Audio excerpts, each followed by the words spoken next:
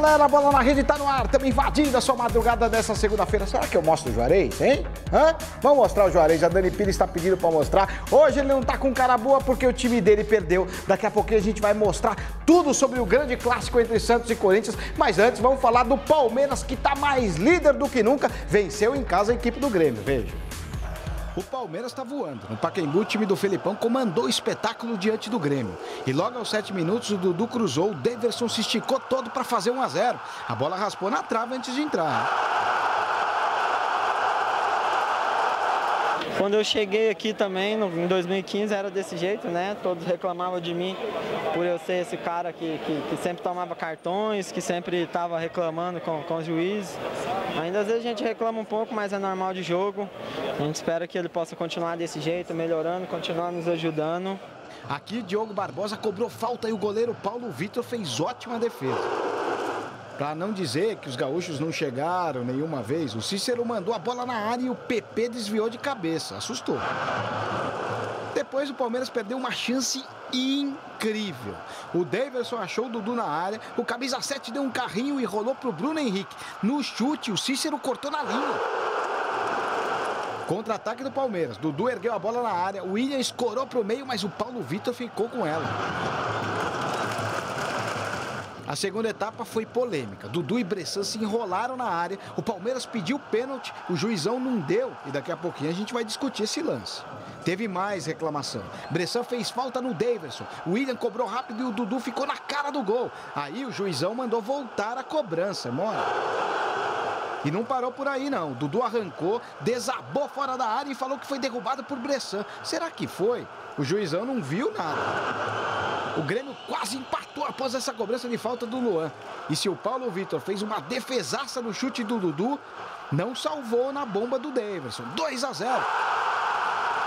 Se ele tomar um chá de maracujina antes do jogo, né, ele vai muito bem.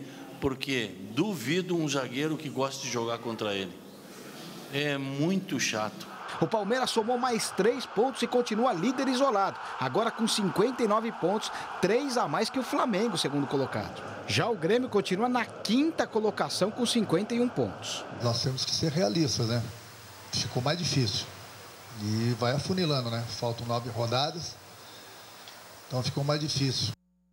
Olha, daqui a pouquinho a gente vai mostrar todos os lances polêmicos da partida, mas antes eu queria fazer uma pergunta para o Juarez Soares. Sim. O Palmeiras consegue se distanciar, né, Juarez? Você acha que não tem mais jeito? O título é realmente da equipe do Palmeiras? O Flamengo vai conseguir alcançar? Tá 3 pontos agora do Flamengo, mas e aí? Não, eu acho que o Palmeiras está muito bem encaminhado. Agora dizer que o time já é campeão, não, porque tem o Flamengo ainda na parada e tem o Internacional. E tem um porém, vai ter o jogo Palmeiras e Flamengo, né? Uhum. Essa é a decisão do campeonato.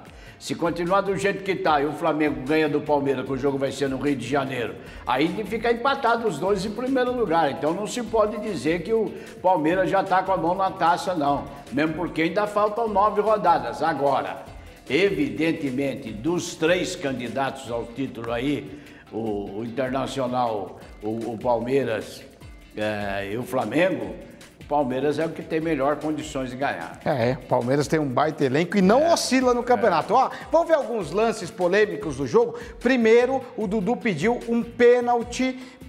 Diz ele que o Bressan acabou cometendo pênalti. Vamos soltar em tela cheia, a Dani Pires vai soltar pra gente poder ver. Olha lá, cabeçada pra área e o Dudu diz que o Bressan acabou cometendo pênalti nele. Juarez Soares, foi pênalti ou não foi pênalti no Dudu? Não teve uma carga ali, não, é? Fez a carga porque o Bressan hoje jogou muito mal, né? Né? Nossa Senhora, hoje ele foi um dos piores jogadores do Grêmio.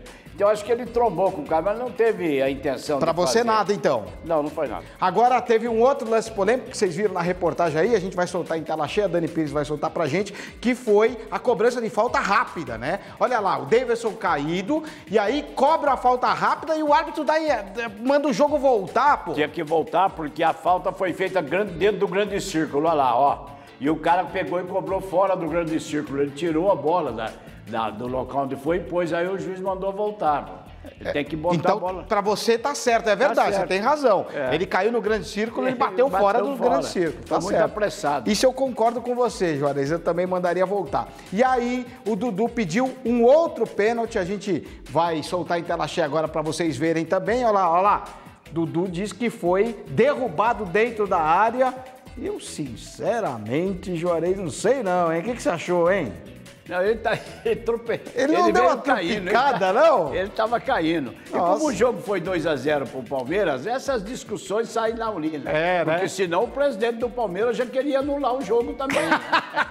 Tá certo. Inclusive, a gente tá mostrando aí os pênaltis, né, que o Dudu pediu. O Felipão chegou a comentar sobre o Dudu na seleção brasileira. Perguntaram para ele, e aí, ele teria que ter uma chance com o técnico Tite? Vejam o que disse o técnico palmeirense. Quando eu estava na seleção, não gostava de pitaco dos outros. Eu fazia o que achava que fazia certo e os outros, quando se metiam, eu ficava buzina da cara. Portanto, eu não tenho que me meter nesse assunto. Não é meu assunto. O Dudu joga pelo Palmeiras muito bem. Se chamar atenção, ótimo. Se não chamar atenção, também não é problema. Tá aí, o Felipão não quis se meter, ele disse que quando era técnico da seleção detestava a cornetagem. Juarez Soares, o Dudu tem que ser convocado pelo Tite, já que o Tite está experimentando novos jogadores nessa nova etapa da seleção brasileira? Eu acho que sim, pela fase que ele está jogando, ele está vivendo um grande momento, é um jogador que joga em direção ao gol, cria a situação de gol para ele e para os companheiros. Ele é um jogador que seria útil na seleção, ele merece uma convocação, sim. Olha, daqui a pouquinho a gente vai mostrar toda a confusão do clássico entre Santos e Corinthians, muito lance polêmico. Agora vamos falar da equipe do São Paulo, que foi até Porto Alegre, até que começou bem, mas depois tomou uma virada do Internacional, meu amigo. Vamos ver. No Beira-Rio, mais de 45 mil colorados sonhavam em ver o Inter encostar no líder Palmeiras. Mas quem começou bem o jogo foi o São Paulo. Com 2 minutos de bola rolando, Lisieiro abriu o placar.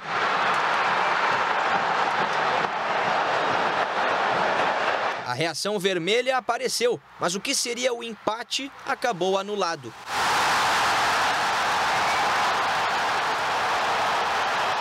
O time de Odair Hellmann seguiu pressionando e quase marcou na bola aérea.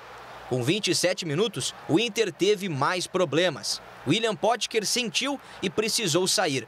Leandro Damião entrou com uma missão: ser efetivo no ataque. D'Alessandro quase conseguiu isso, de falta. Mas foi aos 45 que Damião deixou tudo igual. Primeiro tempo de 1-1 no placar. Por momentos nos vimos superados, ficamos muito atrás e não tuvimos, como falei, nível de jogo que eu esperava. A segunda etapa começou tão vibrante quanto a primeira. Damião cumpriu seu objetivo e botou o Inter na frente logo de cara. A tarde era do camisa 9 colorado. Mesmo tendo tomado o gol, estava bem, conseguindo jogar assim, criando situações, triangulações, tabelas. E aí depois com a entrada do Damião, entrou o definidor, né? Então a gente produzia e ali, a partir daquele momento a gente produzia, chegava para a conclusão e o Damião foi muito feliz. O São Paulo era refém no jogo e precisava reagir. Por pelo menos 3 vezes, o tricolor paulista chegou muito perto do empate. Quando começava a comandar as ações do jogo, teve o seu gol, mas a bandeira subiu e o impedimento foi marcado. O time de Diego Aguirre se abateu de vez e viu o Inter partir para cima novamente. Nos acréscimos, o árbitro marcou o pênalti. Nico Lopes cobrou para decretar a vitória colorada.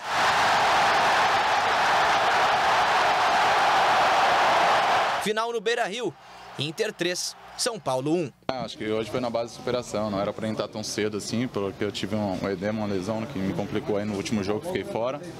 Mas faz parte, né? Acho que o centroavante está ali para isso e hoje eu fui feliz, tive passes excelentes dos meus companheiros também, que nos ajudaram. Espero poder ajudar cada vez mais o Inter. Com a vitória, o Inter chegou a 56 pontos e assumiu a vice-liderança do Brasileirão, apenas 3 pontos atrás do líder Palmeiras. Já o tricolor paulista terminou a rodada como 4º colocado, fechando o G4.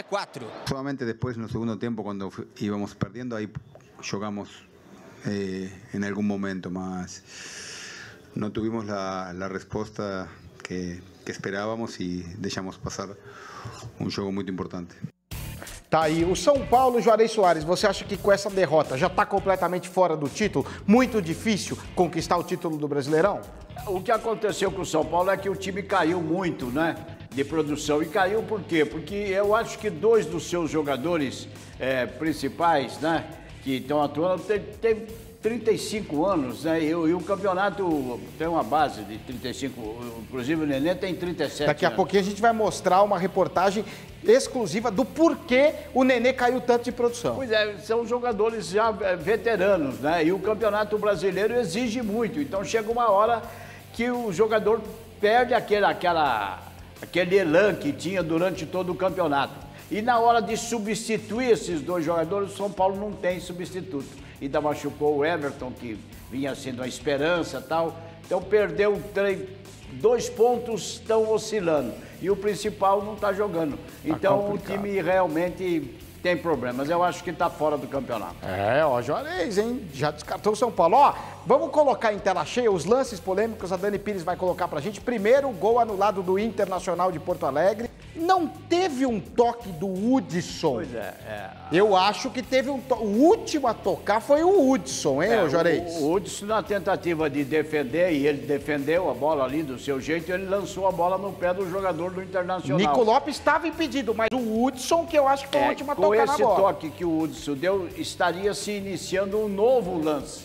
E por essa razão o gol foi legítimo, o gol do Internacional que o juiz anulou. É isso aí. Agora vamos para o segundo lance. O Internacional reclamou também mais uma vez de um lance anulado. Olha lá, acabou driblando 2, mas aí ele já tinha parado a jogada, Juarez Soares. Marcou impedimento. Estava realmente impedido ou ele tinha que continuar a jogada? Olha lá. Estava um pouquinho à frente na hora de receber o lançamento? Eu acho que estava. Inclusive o Bandeirinha marcou e o juiz marcou certo aí nesse lance. E aí teve o gol anulado do São Paulo também, né? Vamos ver se o árbitro acertou ou não. A gente vai ver com você aí de casa. Olha lá, ó. Levantamento, o goleirão saiu. Eu não sei, eu tive a impressão que estava um tronco à frente, hein, Juarez? O volante do São Paulo, o Jusilei, estava um pouco à frente. Quer dizer, são questões de centímetro. O ombro estava na frente, a cabeça, a ponta do dedão estava na frente, mas é a lei, né? Então, quando você para ver, aí você vê que realmente o cara estava um pouquinho fora de posição. Você acertou, o árbitro não foi mal. E ainda a gente tem mais um lance, né? Que é o lance do Damião, que a gente vai soltar em tela cheia aí. Por favor, para o pessoal de casa poder ver também. Damião, olha lá. Acabou sofrendo pênalti aí, Juarez Soares. Tá certo o árbitro?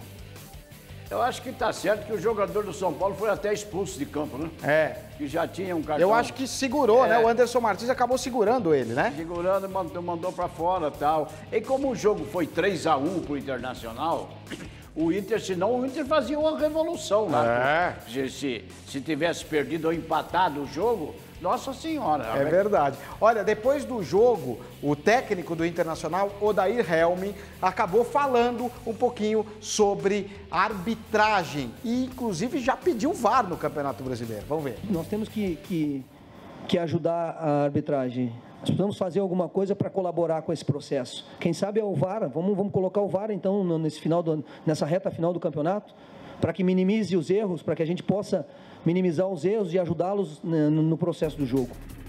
Precisa de VAR no Brasileiro? Seria bom, seria bom. Você viu que ele falou, vamos ajudar a arbitragem, porque ele ganhou de 3-1. Senão o discurso dele seria diferente. Mas trazer o VAR eu acho necessário, sem dúvida. E olha, o São Paulo caiu muito de rendimento, o Juarez até chegou a falar sobre o Diego Souza e o Nenê, jogadores de mais idade, né? O Nenê está numa fase péssima, foi substituído de novo, realmente o rendimento no segundo turno do Campeonato Brasileiro do Nenê caiu demais, vamos ver. O momento de Nenê não é dos melhores. O técnico Aguirre sabe disso, mas evita falar sobre o assunto. Não vou a falar de individualidades quem está caindo no rendimento, porque seria culpar a um ou outro jogador. O comandante não demonstra descontentamento na entrevista, mas sim em campo. Tanto que hoje, contra o Inter, substituiu o meia pelo terceiro jogo seguido. Quando deixou a partida, o camisa 10 fez cara de que estava bravo com a situação. É um problema interno que nós tentaremos resolver. O rendimento do atleta simplesmente despencou no segundo turno. Só para se ter uma ideia, na primeira parte do campeonato ele marcou 7 gols e agora apenas 1. Foi justamente contra o Paraná, que nada mais nada menos é o lanterna da competição. O desempenho tem irritado os torcedores, que nas redes sociais não poupam críticas ao veterano do tricolor. Até de pipoqueiro ele foi chamado. Coincidência ou não, desde que o futebol dele caiu, o time deixou de ganhar, perdeu a liderança e está caindo tabela abaixo.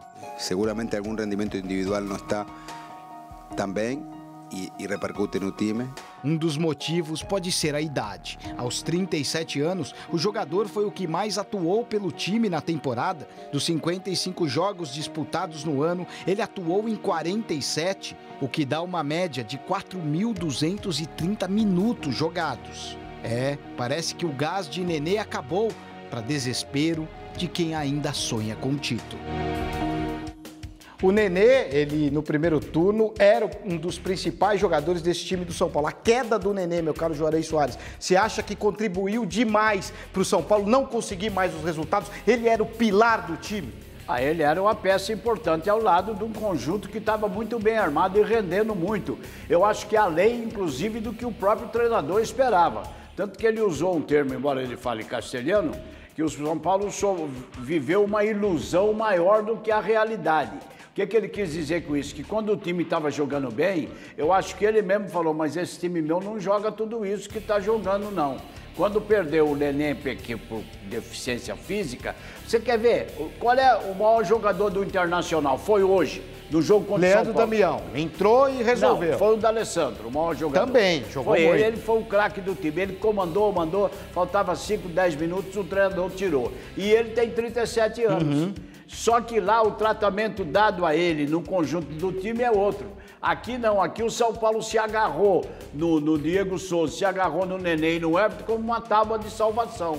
Quando o treinador tinha que ter outras alternativas, sabendo, porque lá tem fisiologista, tem a comissão técnica inteira, tem que falar, olha, vai chegar um momento que eles vão parar. Aí você tem que arrumar um outro jeito. E para isso o São Paulo não se preparou. É verdade. Olha, agora vamos falar do grande clássico que aconteceu no estádio do Pacaembu. O Santos jogou contra o Corinthians, deu confusão. E não é que o Peixe venceu, veja. Antes da partida estava o maior clima de confraternização. É que os jogadores do Santos fizeram questão de abraçar o ex-técnico Jair Ventura. É isso que eu quero levar para a minha vida.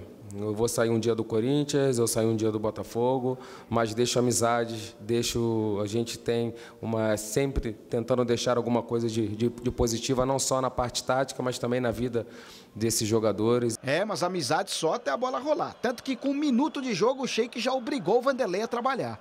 Já o Matheus Vital só não obrigou porque a conclusão foi assim, ó. Que coisa, hein? Tivemos oportunidade no primeiro tempo. Não matamos, mas isso acontece. O Peixe também desperdiçou a chance. O Gabigol foi arriscado a entrada da área e mandou para fora. Finalização nossa de média distância, ela quase que inexiste. A gente tem que melhorar. Já no arremate mais de perto, ele foi implacável. Depois da boa jogada do Arthur Gomes, o Gabigol aproveitou o rebote do Walter e mandou ver. 1-0 Santos. E aí, méritos do artilheiro do Brasileirão? Teve um pouco do mérito deles, né, cara? Mas eu acho que teve uma bobeira nossa de ter deixado o marcador girar para dentro da área. Na comemoração, o Gabigol homenageou o Robinho, imitando a pedalada que ele deu no Rogério do Corinthians na decisão de 2002, lembra? Seria a provocação? Não foi provocação. Creio eu que foi uma homenagem, eu acho que vários jogadores fazem também.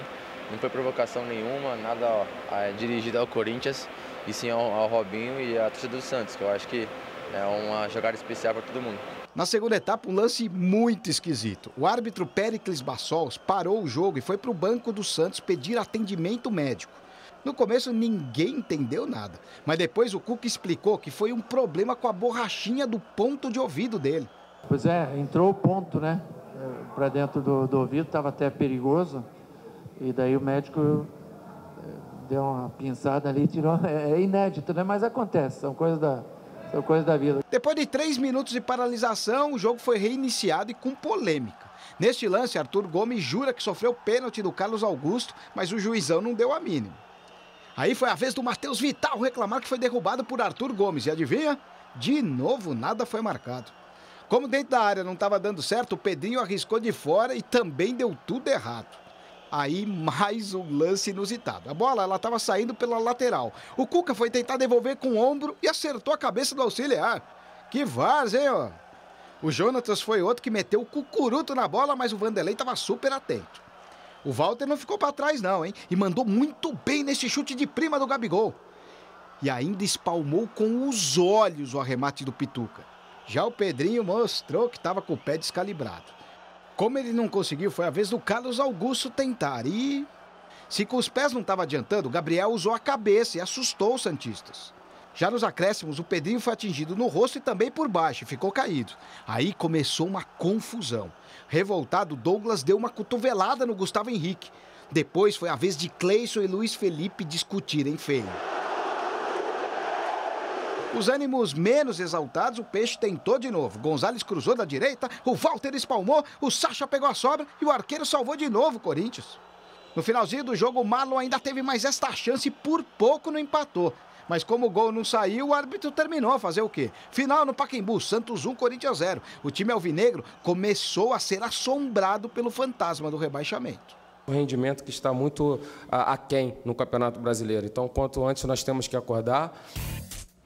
Precisa acordar mesmo. Olha, daqui a pouquinho uma reportagem especial sobre a final da Copa do Brasil, preparação do Corinthians. Antes, vamos mostrar alguns lances em tela cheia. A Dani Pires vai soltar pra gente. Primeiro, o pênalti, né? O Arthur Gomes pediu pênalti. Ele disse que acabou sendo derrubado pelo Carlos Augusto. Você achou que foi mesmo, Juarez Soares? Olha lá, olha lá. Não, foi nada. Foi nada, é? Nada. O cara tá reclamando à toa? Agora o Matheus Vital também pediu um pênalti do Arthur Gomes. E a gente vai soltar em tela cheia também. O jogador do Corinthians queria pênalti de qualquer forma e o árbitro também deixou o jogo seguir. Aí, ó, foi nessa dividida aí. Não chegou a tocar nele, não teve uma perna ali. Olha lá, Juarez, olha lá. Chegou o Arthur Gomes. Não, não foi nada. O cara deu também nada, bola, nada. O jogador perde o lance e fica reclamando. Se fosse eles vão parar de jogar, pô. Faz um jogo só de reclamação, pô. E agora vamos falar de Copa do Brasil. Vai ter a grande final na próxima quarta-feira. O Corinthians está se preparando, mas não vive um bom momento. Inclusive, os números do Jair Ventura são péssimos. Veja. Ele mal chegou e já tem o trabalho questionado. Depois da derrota para o Santos, o aproveitamento de Jair Ventura no Corinthians é pior do que o do antecessor. O comandante tem 33% de aproveitamento, 3% a menos que Osmar Loss, que foi destituído do cargo. A gente pode ter um percentual baixo e ser campeão da Libertadores e campeão da Copa do Brasil, como quando eu saí do Santos deixei classificado. E hoje a gente pode ter esse percentual baixo e campeão, um título nacional, né? Quando a gente ligar a televisão quarta-feira, só vai ter 2 equipes trabalhando, e uma equipe dessa é o Corinthians. E para a final contra o Cruzeiro em casa, o Corinthians leva desvantagem. Na partida de ida em Minas, o rival venceu por 1-0 com este gol de Thiago Neves. Agora, os alvinegros precisam vencer por diferença de 2 gols para ficar com o caneco. O problema é que o time de Jair Ventura tem dificuldade de balançar as redes.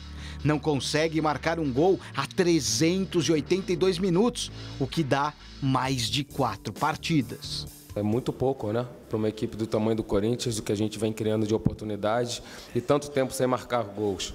Então é uma coisa que preocupa sim e nós estamos trabalhando para poder melhorar. E para tentar melhorar, Jair Ventura deve colocar um atacante de referência contra os mineiros. Jonathan Jesus deve ser o escolhido e deixou claro que está preparado para o duelo. Eu creio que quem entrar na quarta-feira vai ser o jogo da vida.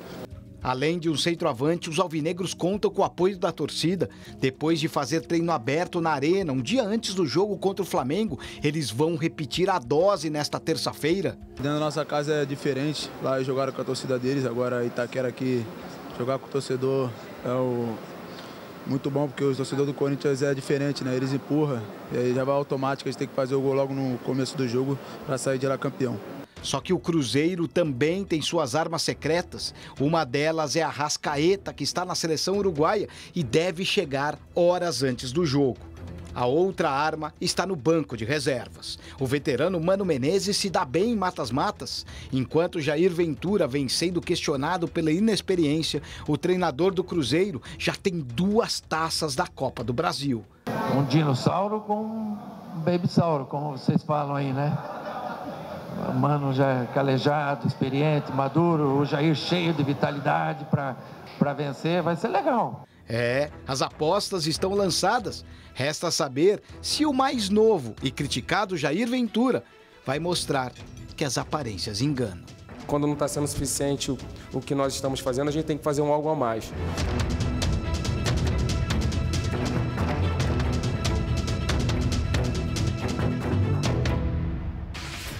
Meu caro Juarez Soares, vai ter a finalíssima da Copa do Brasil. E aí? Jair Ventura está num péssimo momento. Mesmo assim, vai conseguir vencer? A torcida vai estar presente? Você acha que o Corinthians vai conseguir ganhar diante da torcida? Ou o Cruzeiro do Mano Menezes mais experiente leva essa aí? A imagem que a torcida tem é do jogo contra o Flamengo. Foi lá no Maracanã, empatou, veio aqui e ganhou 2-1.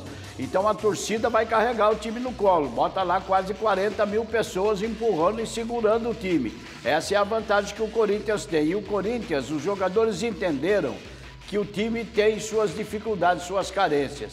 Então o time vai jogar para fazer um gol para ir para os pênaltis. Não está pensando em ganhar de 2-0. Até porque o time do Jair Ventura não faz mais que 3 gols no jogo, né? Pois é, então se fizer um, vai para os pênaltis, aí fica... o Corinthians teria cumprido a sua missão na Copa do Brasil. Agora, fora isso, passado o jogo de quarta-feira, se o Corinthians for campeão, tem que passar a olhar o Campeonato Brasileiro. Que está olhando, está com o pé na casca de banana, outro na cova, olhando lá para baixo. Esse é que é o problema. Mas primeiro o jogo de quarta-feira. Uma coisa por vez. Agora vamos falar do grande clássico lá do Rio de Janeiro. A equipe do Flamengo atropelou o Fluminense, veja. Aos 2 minutos de jogo, a defesa do Flamengo evitou que a rede balançasse para o tricolor carioca. O Flamengo reagiu, mas César defendeu. Até que o atacante Uribe mandou para dentro e abriu o placar do rubro-negro. Flamengo 1, Fluminense 0. A torcida tricolor sofreu no primeiro tempo. O Flamengo teve várias chances de ampliar a diferença. E nos acréscimos, Léo Duarte mandou para o fundo da rede. O segundo tempo também começou bem para o rubro-negro. O atacante Uribe marcou mais um, fechando o placar.